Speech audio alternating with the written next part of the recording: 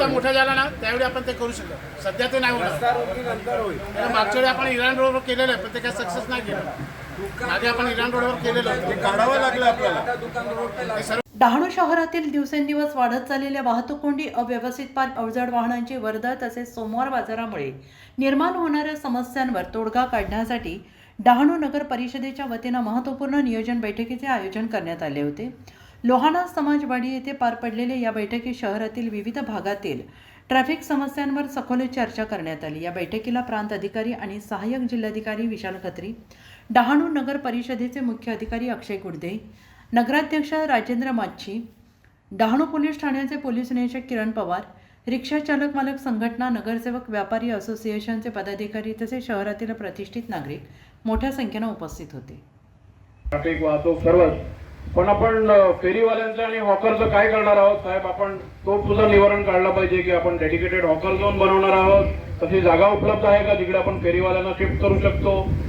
जेव्हा आपण त्यांना नगरपालिकेची पावती देतो तर त्यांना असं वाटतं की त्यांनी ती जागा विकतच घेतली आहे. त्याच्यामुळे आपण त्यांचं काय आपण करणार आहोत? आपण रस्ता रुंदीकरण करणार आहोत, त्याच्यात काय नियोजन आहे का? पीडब्ल्यूडीचे साहेब सुद्धा आहेत की आपण हॉकिंग झोन काहीतरी करणार आहोत का? याचं उत्तर भेटावं साहेब.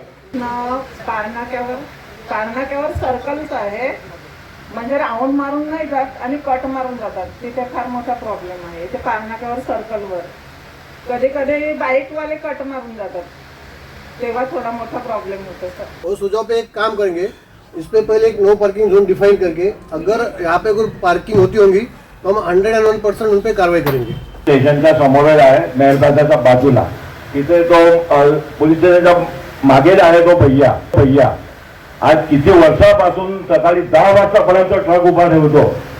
मग आम्ही काय रोज झगडा करून मग दुकान खोलायचे? जे दुकान आमची 6:30ला खोलायची 100 वर्षापर्यंत, आज दुकान आमचे 9:30ला खुलते. तो 10 पर्यंत त्याची ट्रक हटवत नाही. कोणतं दुकान आहे? श्रीनाथ ट्रेडर्स मेहरबाजाच्या बाजूला बिल्डिंग आहे आणि बाहेर सर्व फेरीवाले रोज झगडा करायचा. नाही तर आम्हाला 147चा लायसन्स द्या. पोलिसांना टाइम नाही.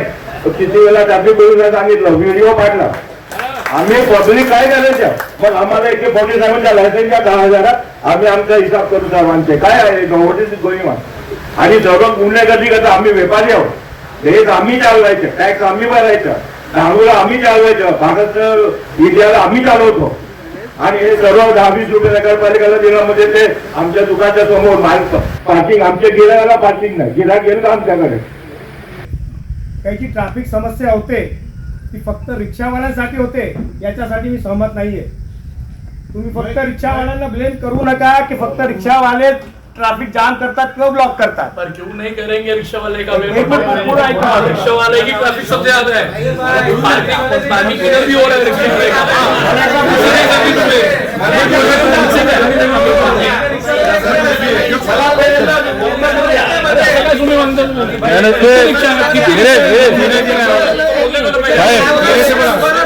ऐका ना ठीक आहे बोलायचं आहे ना तिकडे बोला. आता बोलू नका, तिकडे बोला ना, तिकडे बसले आता बोलू ना. गिरीश जो आगे बोलले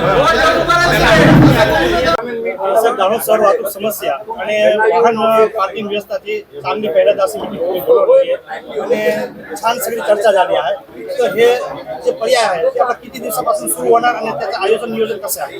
आम्ही डहाणू पोलीस स्टेशन आणि संबंधित सगळ्या लोकांना घेऊन आधी आम्ही चर्चा करू. त्यानंतर आम्ही दिवस ठरवूया. एक 8-10 दिवसाच्या आत आम्ही याच्यावर कारवाई करायचा प्रयत्न करू.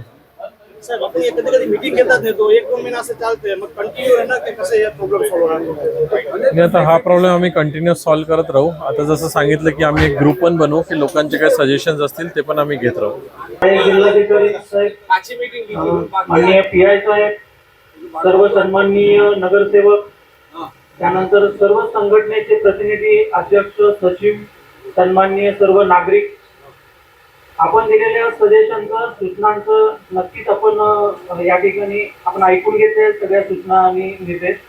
तर प्रशासनातर्फे या सूचनांचा विचार करण्यात येईल आणि या ज्या समस्या आहेत या सर्व तुमच्या सहकार्याने आपण या सोडवण्याचा नक्की प्रशासन प्रयत्न करेल.